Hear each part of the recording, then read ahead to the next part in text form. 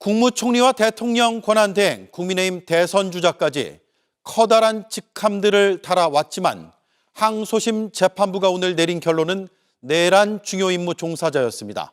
1심과 마찬가지로 내란에 가담한 주요 혐의들이 유죄로 선고됐습니다. 다만 형량은 8년이 줄었습니다. 징역 15년이 나왔습니다. 재판부는 50년간 국가에 헌신한 점과 사전에 내란을 모의하지 않은 점을 참작해 줬습니다. 김지훈 기자입니다.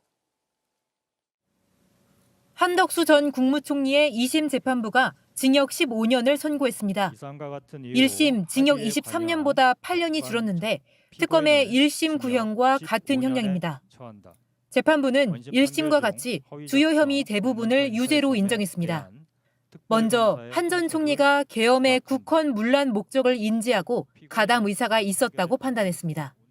아울러 절차적 요건을 갖추려 형식적인 국무회의를 건의하고 이상민 전 행안부 장관과 언론사 단전 단수를 협의해 내란에 가담했다고 봤습니다. 사후에 비상계엄 선포문 표지를 허위로 작성하고 폐기한 허위공문서 작성 등 혐의와 헌재 탄핵 심판에서 계엄 관련 문건을 받은 기억이 없다고 위증한 혐의도 유죄로 인정됐습니다. 다만 계엄 당시 국회 상황을 확인하거나 계엄 해제를 지연했다는 혐의 등은 1심과 마찬가지로 무죄가 선고됐습니다.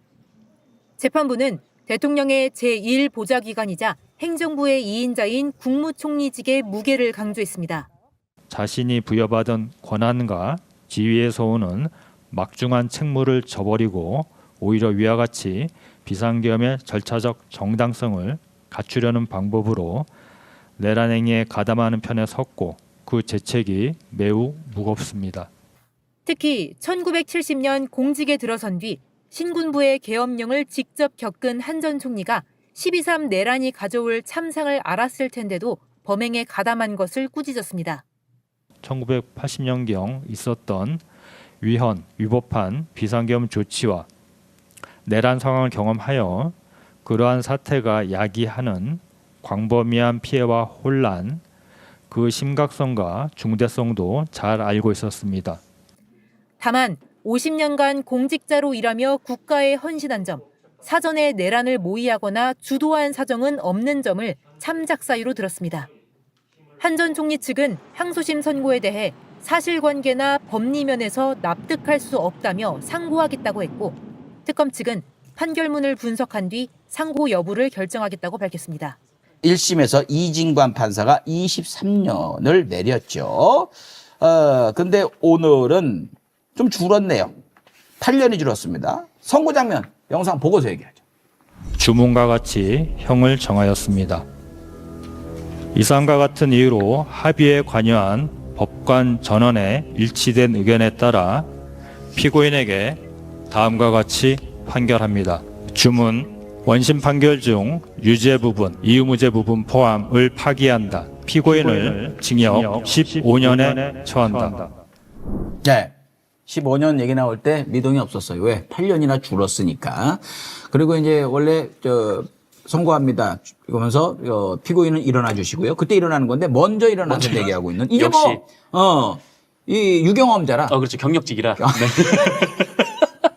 근데 이제 알아서 달라. 일어나가지고 네. 약간 아부성도 있는 그렇죠. 먼저 일어남이 있었습니다. 원래 이진관 판사의 판결대로라면 101세에 출소예요. 근데 100세 전에는 출소할 수 있게 됐습니다. 93세에 출소할 수 있는.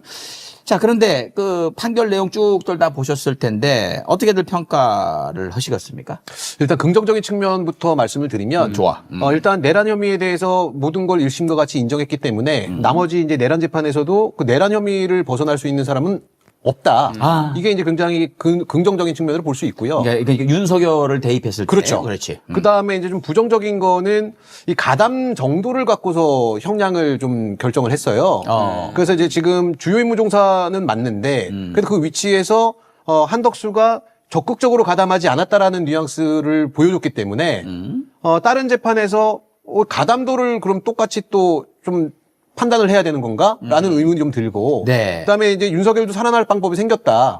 내가 한 게 아니라 김건희가 한 거다라고 하면 가담도 측면에서 적극적으로 가담하지 않았기 때문에 무기징역에서 좀 떨어질 수도 있지 않겠는가. 이런 생각을 좀 해봅니다. 윤석열도 떨어지면 100세 전에 나올 수 있어요. 30년 그럼요. 정도 받으면. 인생은 100세 시대인데 100세부터죠, 뭐. 그렇죠. 네. 그럼 김건희가 대신 들어가면 되는 방법이 그 희망적으로 보일 수도 있겠네요. 그렇죠, 그렇죠. 윤석열한테는. 예, 이거 좀 참고 좀 했으면 좋겠다. 변호인들이. 좀 보면 왜요? 얘기해요. 예, 저는 좀 이렇게 말씀 주신 것 같아서 이제 하나만 좀 덧붙여서. 그래요. 이게 지금 그 내란 재판 관련해서 그 이진관 판사의 판례가 있고, 그리고 직위원회 판례가 있는데. 네. 그 이진관 판사의 판례는 이 내란이 과거에 있었던 12.12 같은 내란과는 달리 그 위로부터 그러니까 권력을 합법적인 경로를 통해서 쥐인 사람들이 본인의 권력을 유지하기 위해서 일으킨 내란이라는 점에서 기존 12.12보다 더 심각한 형태라고 봤거든요. 네. 그래서 이진관 판사는 새로운 판례를 구축을 해야 된다라는 취지에서 이 판결 선고문을 작성을 했는데 반면 직위원회 판례는 그냥 전두환 일당이 이 정도 받았으니까 얘도 한 이 정도 정도의 수준이었어요. 근데 네. 이번 2심 내란재판부의 판결이 그 이진관 판사의 판례보다는 좀 직위원 판사의 판례 쪽에 좀 가까운 거 아닌가. 왜냐면은 그렇지. 이 위로부터의 내란에 대한 어떤 평가가 제가 듣기로는 없었거든요. 그래서 그 점이 저는 좀 아쉬웠다. 예, 맞아요. 이게 보니까 이진관 판사가 유죄를 내린 걸 상당 부분 무죄로 돌려버렸고, 그리고 새롭게 그때 유죄가 안 됐던 것들에 대해서 검찰 특검에서 유죄로 해달라고 했는데 대부분 이유 없음으로 그냥 치워버렸단 말이에요. 그런 점에 있어서 이게 느껴지더라고요. 만약에 이진관 판사가 1심에서 23년을 안 해버렸으면 집행유예 나왔겠다. 2심에서 만약에 1심 판사가 우인성이었으면 석방됐겠다. 그래서 감옥에 있는 동안 억지로 감옥에 있으면은 국가에서 물어주잖아. 나라에서 돈 받았겠다.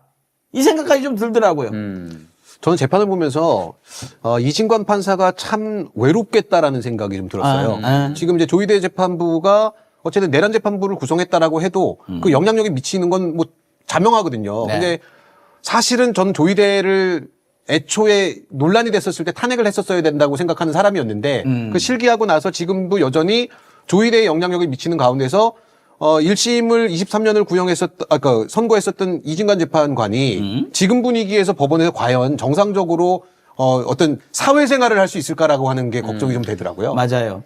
그러니까 내란을 내란으로 봐야 되는데 일반 그냥 그 판례를 본다든지 일반 형사사건 뭐 사법적인 그 정의를 들이대가지고 이 내란이라는 게 얼마나 악성이고 권력을 잡고서 하는 왜 이걸 무기징역 사형으로 놨는지를 갖다가 고려하지 않는 듯한. 그러니까요. 이게 지금 이제 판결 내용을 보면 이제 유죄에서 무죄로 바뀐 부분 중에 하나가 이제 부작위. 그러니까 하지 않은 일을 적극적으로 하지 않았다고 해서 처벌할 수는 없다라는 그 부분이었는데 네. 이게 이진관 판사는 이 위로부터의 내란의 심각성을 먼저 얘기를 했기 때문에 이 적극적으로 본인이 권한을 가지고 막을 수 있는 일을 막지 않은 것은 굉장히 민주주의에 위협하는 심각한 문제다라고 판단해서 이거를 유죄로 판단했는데 근데 이 판사는 그냥 뭐 마치 이것이 뭐 그냥 도둑질 하나 막지 못한 것처럼 네. 그냥 뭐 안 한 거를 책임을 물을 수는 없지라는 취지로 얘기를 했단 말이죠. 네. 그리고 그 마지막에 이제 감경사유 여기서 아마 많은 분들이 좀 화가 나셨을 것 같은데 한덕수가 공직 생활을 오래 했기 때문에 그것을 정장 참작 사유인 것처럼 얘기를 했어요. 근데 네. 이진관 판사의 판례는 위로부터의 내란이라는 심각한 형태이기 때문에 그 위에 있는 사람만이 저지를 수 있는 그렇기 때문에 이것은 감경사유가 안 된다라고 봤는데 이 판사는 그냥 일반 재판 다루듯이 맞아요. 네, 이걸 좀 다뤘다는 문제가 있는 것 같아요. 저도 그 얘기를 하려고 했었는데 이거는 가중될 사유예요. 맞습니다. 오랫동안 공직에 복무하면서 국가를 위해 헌신했다. 이 이유는 그 공무원이 교통사고를 냈을 때나 불의의 뭐 의도치 않은 사고를 냈을 때 관련 없는 자기 일과 그때야 감형해 주는 것이지 이거는 가중을 해야 돼요. 자기가 오랫동안 복무해서 올라간 그 권력을 이용해서 이 짓거리를 한 거거든요. 심지어는 미쳤어 이건. 총리도 2회차잖아요. 경력직이잖아. 그 경력직이잖아요. 그러니까 총리가 처음이라서 몰랐다도 말이 안 돼요. 너무 두 열받아. 번째니까. 그러니까 얘들이 공부를 안 하는 거예요. 내란에 있어서 내란 범죄를 어떻게 판결을 내야 되는지를 말이에요. 어떻게 오래 복무했으니까 이걸 깎아주는 사유가 됩니까? 진짜 말도 안 되는 거지. 그러니까요. 그냥 뭐 딱히 공부를 안 해도 그냥 1심 판결문을 딱 봤을 때 그 심각성을 좀 몸으로 좀 느꼈어야 되는 건데, 좀 우리랑 좀 생각이 달라요. 저는 이게 사실은 그 판사 집단에 좀 압력이 있지 않았을까라는 생각이 들었어요. 저는 오늘 좀 적게 나올 거라고 예상했거든요. 그러니까 1심에서 이진관 판사의 그 형량이 너무 튀어가지고 우리 입장에서는 맞는 거지만 그러면 나머지 재판관들이 또 약간 비읍시읒이 돼버릴 수 있잖아요. 그러다 보니까 이제 퉁퉁퉁퉁 쳐가지고 그냥 평타 치자 이렇게 만들 거라는 예상을 했는데 그 예상을 전혀 빗나가지 않는 걸로 봐서는 판사 그 집단의 압력이 좀 들어가지 않았을까라는 생각이 듭니다. 맞습니다. 만약에 1심에 이진관 판사가 23년 안 했으면은요, 만약 15년 정도 했으면요, 이상민 정도 나올 수도 있어요. 7년으로. 이진관 판사 덕에 그나마 이렇게 15년 나온 거라고 봅니다. 그렇죠. 그 이진관 판사께서 굴하지 마시고 지금 박성재에게 흉무방망이를 다시 한번. 절대 흔들리시면 안 됩니다. 이진관 판사 덕에 15년 나온 거예요, 지금. 네네. 얘들 깎아요. 깎을 생각하고 해주십시오. 그래요. 원래 장사하는 사람이 눈탱이 칠 때 그러니까 그럼요. 할인 50% 해놓고 가격을 높이잖아요. 그렇지. 죄송한 말인데, 진관이 형, 바가지 좀 씌워줘. 아니, 얘는 눈탱이 쳐도 돼요, 진짜. 인플레. 얘들 따끔이라서 다음 판사가 깎을 거란 말이야. 알아서 깎을 거예요. 아무튼 그렇다라는 말씀. 이렇게 해서 이제 이번 오늘 선고 2심 판단은 이진관 판사가 하드캐리한 점이 있습니다. 근데 우리가 이 재판부를 갖다가 눈여겨봐야 되는 게 두 개 있잖아요. 내란 전담 재판부가. 네. 이 재판부가 윤석열 내란 2심을 재판합니다. 무기징역 나온 거. 그렇기 때문에 이 재판부가 어떤 성향을 가지고 있는 어떤 느낌인지를 오늘 본 거예요. 그렇기 때문에 이렇게 보면은 말도 안 되는 재판을 할 것 같지는 않다라는 그 생각은 들죠. 그러니까 무기징역은 최소 유지가 되겠구나 뭐 이렇게 판단할 수는 있죠. 네, 최소 무기징역은 유지될 것 같다라는 생각. 근데 하나 걱정되는 거는 다른 재판들 다 진행되고 있는데 며칠 전에 2심 내란 재판 윤석열 시작했거든요. 굉장히 질질 끌었어. 그것이 뭐 두 가지로 볼 수 있습니다. 하기 싫어서 막 질질 끌었을 수도 있고 아니면은 다 끝나고 존나 뿜뿜해야지 윤석열 사형 줘야지 뭐 이럴 수도 있고. 근데 뭐 후자는 마지막에 후자는 기대 안 합니다. 안 하는데 뭐 아무튼 뭐 좀 굉장히 늦은 게 좀 이례적이었다라는 말씀 드리고요. 한덕수 오늘 이제 나오면 93세 이대로 이제 그 내란 관련해서 사면 감형 없는 이 법이 통과되지 않으면 더 일찍 나올 수도 있습니다. 그래도 뭐 90세 가까이 돼야 나오는 게 맞겠죠. 그러니까 건강하게 형기를 다 마치셨으면 좋겠습니다. 그렇습니다. 근데 한덕수 지금 저렇게 초라해 보이지만 말이죠. 당시 권력 졌을 때 그 악귀 같던 모습을 우리가 잊으면 안 됩니다. 권한대행 4개월 반 하면서 거부권 8번 행사했어요. 심지어 대선까지 나왔어요. 맞습니다. 지가 권력까지 쥐려고 했어요. 헌법재판관 빨리 탄핵해야 된다고 임명을 하니까 안 해. 하고 있던 인물이에요. 무슨 동정심이 필요합니까? 사회에 나오면 안 됩니다. 지 권력 이용해가지고 80세 다 된 인간이 대통령 되겠다고 욕심까지 냈던 아주 악질입니다. 그거 잊으면 안 된다. 한덕수 총리 인사청문회를 보다 보니까 본인 카드 사용 내역이 0원이었었어요. 그랬죠. 법인 카드를 다 썼으니까 그러니까 남의 그 꽁밥 먹는 거 좋아하시는 분이니까 지금 들어가시고 안 나오시면 앞으로 카드 쓸 일 없을 거거든요. 그냥 없이. 국가에서 먹여주고 재워주고 하니까 그동안에 이제 공직에서 오랫동안 봉사하셨으니까 나머지 남은 여생은 국가에서 책임지겠다. 1심에서 뭐 많은 분들이 시원했다라고 하셨던 게 이진관 판사의 징역 23년 선고 그리고 그 23년 선고를 하는데 이유를 들어서 쭉 얘기했던 뭐 중요한 표현 중에 하나가 위로부터의 내란 이 얘기가 있었는데 이번에 그런 부분들이 싹 다 걷어지면서요 징역 15년으로 8년이나 감형이 됐습니다. 이 내용을 좀 얘기를 해봐야 될 것 같습니다. 뭐 많은 법조인들한테 물어보니까 감형에 대해서는 일정 수준 좀 예상을 했다 이렇게 얘기를 하던데 이 8년이나 감형이 됐어요. 이 부분은 두 분 법조인 어떻게 평가하시는지 좀 들어보죠. 1심에서 특검이 구형했던 게 15년이었던 거를 감안을 해서 구형이 당시에 15년이었죠. 네, 그거를 고려를 해서 정무적 판단을 좀 한 것이 아닌가. 사실 구형보다 더 많이 나오는 경우는 많지 않기 때문에 법원이 약간 기계적 판단을 한 것 같다라고 추측을 해보겠습니다. 기계적인 판단이다. 예. 일단 1심에서 유죄로 인정된 부분이 무죄로 뒤집히면서 이게 형량에도 영향을 준 부분이 있는데 가장 눈에 띄는 것은 이 국무회의라는 거 이거 형식적이었지. 이거 사람 수 또 몇 명한테는 7명인가한테는 연락조차 주지 않았잖아요. 그렇죠. 아주 요식행위로 전락시켜 버리려고 했던 거죠. 거기에 대해서 이진관 1심 재판부는 이렇게 하면 안 돼. 국무총리 정도 됐으면 여기에 대해서 정확하게 그걸 말리고 거기에 대해서 협조하지 않고 다른 사람들도 설득할 의무가 공복으로서 있어라는 게 전제가 됐었다면 항소심에서는 부작위를 한 부분에 대해서는 유죄로 인정하지 않은 거예요. 예. 기본적으로 저희가 죄값을 다스릴 때 고의성이 있어야 되고 행위가 있어야 되는 거예요. 근데 부작위에 의한 뭐 이를테면 살인, 부작위에 의한 뭐라고 할 때는 매우 강력한 법적인 의무가 부여된 사람들이 그걸 하지 않았을 때 마치 행위와 등가해가지고 처벌할 만큼의 이 죄값이 있다라고 보는 거거든요. 국무총리라면 그렇게 판단하는 게 맞다고 전 보고요. 이런 부분과 관련해서 종합적으로 8년이라는 형이 감형된 거, 또 국무총리가 이걸 말리지 않았어도 죄가 되지 않는다는 이 기준이 대한민국에 전 남아서는 안 된다고 생각합니다.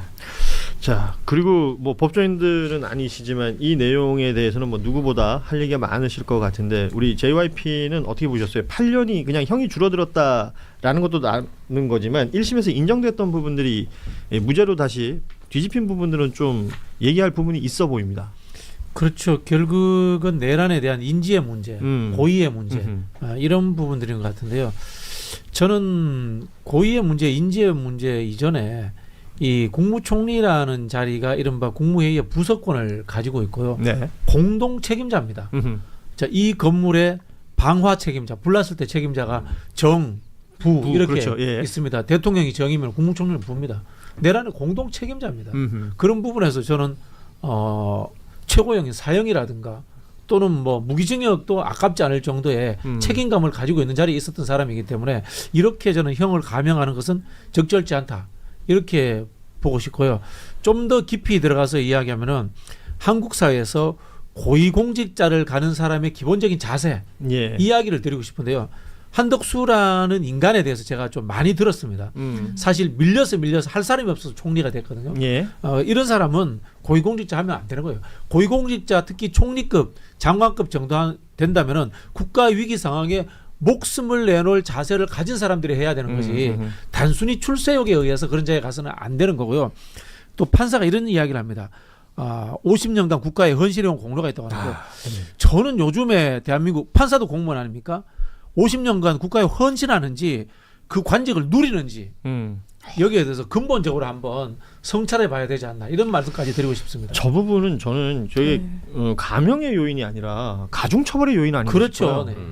그러니까 50년간 나라의 녹을 받고 잘 살았던 거 아니에요. 말하자면. 그렇죠. 그런 사람이 내란의 중요 임무 종사자가 된 건데 어떻게 그게 감형의 요인이 되는가? 저는 일단 이해가 안 되고 이정주 기자는 이 판결 어떻게 보셨어요?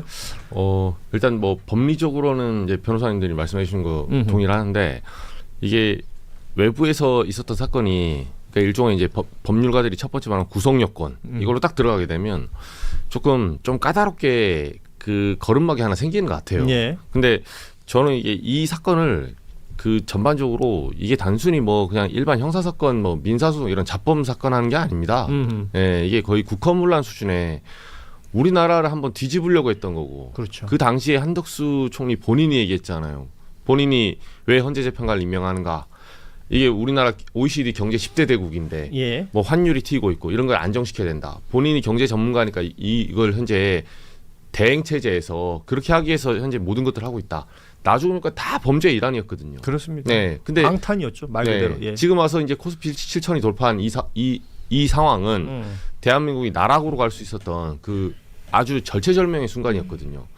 근데 이 역사의 법정에 이제 세운다는 게 우리나라 판사들이 이제 그런 식의 그 독일이 했던 2차 대전 이후에 그 전범 재판 여기서 얻는 교훈이 별로 없는 것 같아요. 우리는 그동안 역사로 보면 부정의가 승리했기 때문에 이게 다른 게 끼어들면 그거는 사법 정의가 아니죠. 그건 법이 아니죠.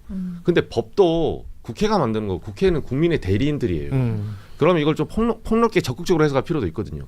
저는 개인적으로 여기서는 지금 안 들어가지만 한덕수는 왜 용서를 못하냐면 제가 그때 취재하면서도 예. 두 가지인데 첫 번째는 헌법 재판관을 그때 윤석열에 대한 심판하는 재판관이 지금 빠져가지고 그 재판관 룰을 다시 세팅하고 있었거든요. 예. 그걸 흔들려고 한 사람이에요. 그렇습니다. 재판관 임명해가지고 자기 권한도 없는데. 예. 그래서 결국은 어떤 심판을 받는 것도 문제지만 자기가 심판자가 되려고 했던 사람이 그리고 두 번째로 그게 실패하니까 대선에 출마합니다. 예, 대선에 출마해서 그러면 만약 한 해라도 한덕수가 대선에 출마해서 이겼다 쳐봐요. 뭐 대법원 파기환송 조이다가 도와주고 뭐 난리 쳐가지고 한덕수가 이겼으면 현재 이 특검들이 여기 있는 이 수많은 혐의 중에 하나라도 밝힐 수 있겠어요? 또다시 우리는 독재의 어떤 파고로 갔을 거예요. 그래서 저는 그 2차, 3차의 제시도 이거는 쿠데타가 계속 이어지고 있는 거예요. 이정주 기자 얘기하셨지만 뭐 당시에 있었던 일들이니까 이제 기억을 더듬어 보면 다 생각이 나실 텐데, 그러니까 만만한 얘기가 하나도 없어요, 사실은. 무엇이든 이렇게 바로잡기 위한 어떤 방향을 가지고 국민 전체가 그 방향을 향해서 가고 있는데 그걸 거꾸로 돌리려고 했던, 그러니까 사실은 거꾸로 돌린다는 게 무슨 대단한 명분이 있거나 그런 것도 아니란 말이죠. 그러니까 다들 본인들의 안전을 위해서 아닙니까? 그래서 제가 이야기를 다시 하는데요. 한덕수라는 사람이 그 경제관료 출신으로 출세한 계기가 김대중 정권 때예요. 예. 김대중 정권 때 통상 업무하면서 출세를 합니다. 그리고 노무현 정부 때 마지막 총리를 합니다. 그러다가 윤석열 때 할 사람이 없어서 총리를 해요. 다시 하거든요. 즉 이야기 뭐냐면요. 저는 대한민국의 고시 출신의 많은 관료들이 비슷한 생각을 갖고 있어요. 이재명 정부에서 출세한 그 관료들도 나중에 정신 나간 정권이 들어서서 이런 일이 벌어지면 또 이럴 가능성이 있고 이런 사람들이 우리 대한민국에 관료를 하고 있고 이런 사람들이 관료하다가 나라 뺏기고 일제강점기 오면 또 친일파 관료 또 하는 거예요.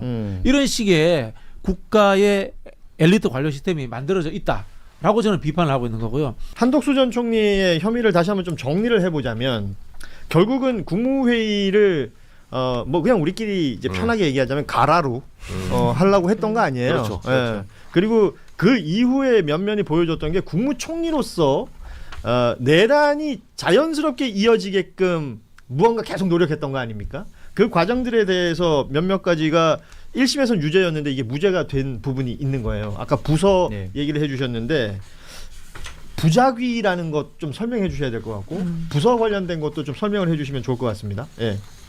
누가 하실래요? 그러니까 부작이라는 건 사실 이 행위를 하지 않음으로써 죄가 된다는 건 좀 이례적인 거예요. 그러니까 원칙은 아닌데 그럼에도 불구하고 법적으로 굉장히 강하게 요구되는 이 임무의 종사자라는 거예요. 이런 요식행위적인 국무회의는 하면 안 된다는 거. 대통령이 국민을 향해 총칼을 들이대는 이런 행동을 했을 때는 그걸 말려야 한다라는 거. 이게 거의 법적으로 반드시 지켜내야 되는 의무라는 게 1심 재판부의 판단이었어요. 예. 그럼에도 불구하고 하지 않았기 때문에 이 부분은 죄가 된다라는 건데 그 기준을 이번 항소심 재판부로 확 내린 거죠. 그럼 왜 내린 거예요? 그러면 안 된다는 건 지극히 당연해 보이는데. 그러니까 이거를 너무 아까 말씀드린 기계적으로 판단을 한다. 그냥 법에는 그렇게 돼 있습니까? 그러니까 그렇지도 않아요. 이거는 사실 판단 영역인데 부작위를 그냥 교수처럼 말씀을 드리면 자기 의무가 있는 상태에서 행동을 하지 않는 경우, 즉 자기 의무는 어디서 발생하느냐, 법령, 그러니까 법에서 예를 들어 소방관인데 불을 안 껐다, 이거는 부작위가 되는 거죠. 근데 일반인한테는 그 자기 의무를 물을 수 없으니까 괜찮고, 아니면 선행행위가 있는 경우 내가 이미 도와주다 갑자기 안 도와줘갖고 이 사람이 공경에 빠지면 이럴 때 처벌을 하는 거기 때문에 이 사람한테 법령상 의무가 있느냐 없느냐는 사실 기계적 판단으로 한다고 하더라도 충분히 총리에게 그런 의무가 있다라고 판단할 수 있어요. 그러니까 결과적으로 지금 제가 얘기를 하고 싶은 건 그냥 판사가 그렇게 판단한 거 아니에요. 근데 제가 왜 기계적이라고 말씀을 드리냐면 일반적인 형사 사건에서는 만약에 애매하면 피고인의 이익으로 그리고 최대한 보수적으로 접근해서 여기서 이래도 되고 저래도 된다고 하면 항상 피고인의 이익으로가 맞아요. 근데 그 기계적인 판단이 평상시에는 저 옹호를 하지만 여기선 왜 비판을 받냐면 역사적 법정 맞고 이 범죄는 일반적인 범죄와 달리 우리 국헌 자체 그리고 사법 시스템 자체를 망치려고 했기 때문에 여기서는 사법이 좀 적극적으로 나서줘야 되는 게 아닌가. 그리고 평상시에 법원이 그렇다고 하면 매번 기계적으로만 나서는가? 그렇지 않습니다. 굉장히 후견주의라는 비판을 받을 정도로 자기네가 나서서 판단을 엄청 많이 하거든요. 그런데 이렇게 약간 논란이 있거나 특히 보수 인사들이 잘못했을 때는 그때만 갑자기 기계적으로 변하니까 그 부분을 저는 비판하는 겁니다. 이건 한 줄 정리가 가능한 거 아니에요. 판사들이 생각한 내란은 적어도 제가 생각하는 내란하고 다른 것처럼 느껴지거든요. 그 쉽게 보면 이런 것 같아요. 판사는 왜 이런 판결을 했느냐. 첫 번째, 지도 공무이거든. 두 번째, 헌법 이해도가 떨어지는 거예요. 판사인데 지도 공무원이라는 게 이게 공무원들의 이른바 복지부동 무사안이라고 똑같은 거예요. 적극적 행정을 통해 가지고 거기에 대해서 저지를 해야 되잖아. 그거는 알고 보면 죄가 아니다. 무사한 일, 공무원은 놀아도 된다. 일 안 해도 된다. 사고만 안 치면 된다. 이거하고 똑같은 사고예요. 같은 판사는 이런 게 하고. 그다음에 헌법에서 국무총리의 존재 이유에 대해서 이해가 떨어지는 거예요. 국무총리는 재청권과 동의권을 따로 줘놨잖아요. 대통령 국가에서. 그건 뭐냐면 대통령 하는 일에 일일이 태클 걸고 시비 걸고 쓴소리 하라고 만들어 놓은 자리예요. 그 자리에 대한 이해도가 헌법적 이해도가 떨어지는 거예요. 재판부가. 이게 지금 재판부가 1심에서 이진관 판사가 이제 정리했던 부분 보면 비상계엄 선포 이후에 국무회의 심의를 거쳐서 이루어진 것 같은 외관을 만들려고 했다. 그렇죠? 그러니까 가라로 만들어 가지고 그 정상적인 국무회의인 것처럼 보이려는 노력을 한덕수라는 국무총리가 했다는 것이고, 계엄 선포 후에 국무위원들한테 이제 서명 받으러 온 거 아까 그 부서 얘긴데요. 이것도 혐의를 당시에는 인정을 했던 부분입니다. 여기에 언론사 단전단수 조치 관련해서도 이 가담했다라는 부분을 1심에서는 인정을 했던 부분이 있었고요. 또 국무총리라는 이 헌법기관이 계엄의 절차적 정당성을 만들어주는데 뭐 두루두루 가담했다라는 걸 1심에서는 다 인정을 했던 건데 여기서 항소심에서 빼고 있다는 거예요. 그 아까 대표적인 게 그거야. 뭐 공헌했다 50년간. 그리고 예전에 우리가 욕 많이 했던 게 초범이니까 봐준다 뭐 이런 것들. 이게 그런 게 비슷하게 작동하는 거 아니에요, 이게 지금? 그죠. 근데 이런 판결이 그러니까 이제 법률 전문가들도 맨날 지적하지만 제일 문제가 되는 거는 물론 내란이라는 게 이제 다시 재발하는 범죄가 돼서는 안 되죠. 네. 안 되는데 이게 하나 이제 선례가 되고 시그널이 돼요. 그러니까 좀 거칠게 말하면 다음 총리는 이 정도는 해도 된다는 거예요. 네. 아니 그러니까 그런 기준이 될 수 있죠. 네, 예. 만약에 누가 뭐 예를 들면 누가 내란했다. 그러면 야, 그 가라로 하고 나중에 받아. 어차피 그건 무죄야. 네. 다 여기서 유죄난 것만 피해가면 돼요. 상황상. 그럴 수 있겠군요. 예, 예. 이인자에 대한 이런 통치를 이번에 계엄을 통해서 우리가 좀 더 촘촘하게 만들고 처벌을 강하게 만들어야 됩니다. 그리고 모든 그 소위 말해서 근대 문명의 핵심이 권한에 따른 책임이에요. 예. 권한이 많을수록 책임을 많이 져야 되는 건데 아까 박지원 부장 말씀대로 우리나라는 그 어떤 소위 말해서 상권 분립 이런 거 받으면서도 나쁜 것만 받아요. 나쁜 것만. 예. 영미권에서는 사실 통치를 그렇게 하진 않거든요. 예. 그래서 사실은 불문율의 성격도 있지만 불문법의 성격도 있지만 기본적으로 권한이 많으면 책임을 많이 매겨요. 그리고 사건이 났을 때 많은 페널티를 줘야 됩니다. 그래야 권한이 많은 사람이 이 자리에 오는 사람이 긴장을 해요. 예. 예. 이거 하기 싫으면 오지 마라 이거야. 그렇죠. CIA 국장 하고 싶다. 너 만약에 정보 빼돌리면 너는 가는 거야. 그거 걸고 오는 거예요. 그게 남명조시 선생과 똑같아요. 지도층이 칼 차지 않으면 지도층 오면 안 됩니다. 자기 목숨 살리고 하면 서민들 총알바지로 하면서 자기는 살겠다고요? 그런 지도층 있는 나라는 제국을 유지할 수가 없어요. 사실은 이게 이제 재판이 그 한덕수라는 한 사람의 유무죄를 가리고 뭐 처벌의 형량을 정하고 이런 것으로 좁게 해석할 수도 있겠지만 말씀하신 것처럼 공직사회 전반에 주는 메시지가 될 수도 있는 것이고 사실은 국민 누구에게나 주는 메시지가 되는 것이기도 하지 않습니까? 일단 앞서 그 주셨던 자료 중에 판단을 요약해놓은 표가 있어가지고요. 저희가 좀 띄워드릴 거 하는데 그냥 한눈에 보시기에 정리가 잘 돼 있을 겁니다. 1심에서 인정됐던 부분들 중에 2심에서 불인정된 부분들이 저렇게 정리가 돼 있습니다. 뭐 화면으로 보시면 다 아실 것 같은데 뭐 몇몇 가지 그냥 좀 감성적인 부분이 될 수도 있겠는데 왜 1심에서 울었잖아요. 한덕수 전 총리가. 그리고 이제 울면서 뭐 반성한다, 참여한다 뭐 이런 표현을 썼기 때문에 이런 게 항소심 가면 영향이 있어요, 형량에? 아, 그런데 이제 우는 게 반성의 하나의 그 정황으로 요즘 많이 울어 막 일으키기도 박성재 뭐 예. 그런데 이 사람이 더 중요한 건 이 재판에 내내 임했던 태도예요. 믿을 만한 정말 진정성 있는 태도로 임했는가. 그런데 항소심에 이르러서도 본인이 그 당시에 너무 충격을 받아서 기억이 나지 않는다는 주장은 계속 이어갔거든요. 예. 그런데 사실상 대통령 놀이를 하려고 했잖아요. 본인이 대통령의 대체제가 되려고 했었잖아요. 새벽에 그 잠시 후보됐었던 거 아니에요? 새벽에. 그러기도 예, 했었고 또 한한 공동정부를 구성하겠다라고도 그렇죠. 사실은 했었고. 그 장면이 가장 끔찍한 장면 중에 하나입니다. 근데 과거로 돌아가서 그렇게 멘붕이 와서 그 당시 상황 판단도 못할 정도인데 그 이후의 상황은 그럼 어떻게 설명할 겁니까? 이게 앞뒤가 전혀 맞지 않는다. 눈물 한 방울로 반성한다, 참회하는구나라고 법원이 볼 수 없는 상황을 본인이 만들었다고 생각합니다. 참 이게 그 기계적이라는 말이 정말 저는 나름대로 비꼬은 건데 이게 기계적으로 일반 사건도 모두 판단하면은 그게 비판이 아니겠지만 일반 사건에선 그러지 않아요. 그리고 판결을 통해서 준엄하게 막 꾸짖는 경우도 많습니다. 많죠. 막 예. 보이스피싱 범죄 뭐 진짜 하단 말미에 있는 사람들한테 이런 거를 끊어내기 위해서 내가 어쩔 수 없이 엄단한다라면서 말도 안 되게 세게 때리면서도 이렇게 진짜 중요한 사건에서는 그냥 갑자기 원론으로 돌아가서 기계적인 판단을 하거나 예. 고위직한테만 원칙으로 돌아가서 피고인에게 유리하게 판단을 많이 하는데 이 부분에 대해서는 저희 우리나라 사법부가 비판을 받아도 피할 수가 없는 부분이죠. 그리고 지금 한덕수 전 총리 측에서는 지금 이제 형이 감형이 됐잖아요. 그런데도 불구하고 상고하겠다라는 겁니다. 사실관계나 법리면에서 납득할 수 없기 때문에 상고해 바로잡도록 하겠다. 이건 어떻게 보세요? 상고하겠대요.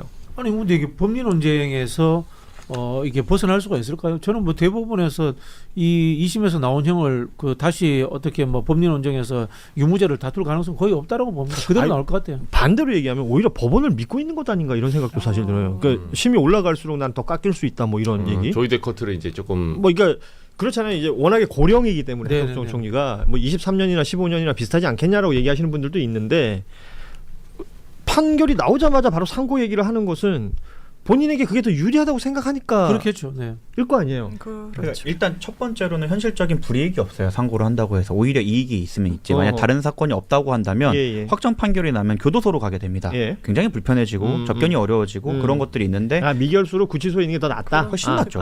네, 미결수로 구치소에 있는 장점이 있고 그리고 말씀하신 대로 혹시 조이 데코트가 날 구해줄지도 몰라. 그리고 내가 미결로 있는 동안 그 시간이 오래 지나서 대법원 막 시간 오래 끄는 경우도 있잖아요. 네.4, 시간 오래 끌어갖고 뭐 4, 5년 지났을 때 그때 슬그머니 사람들 그거 없었을 때 해줄지도 몰라.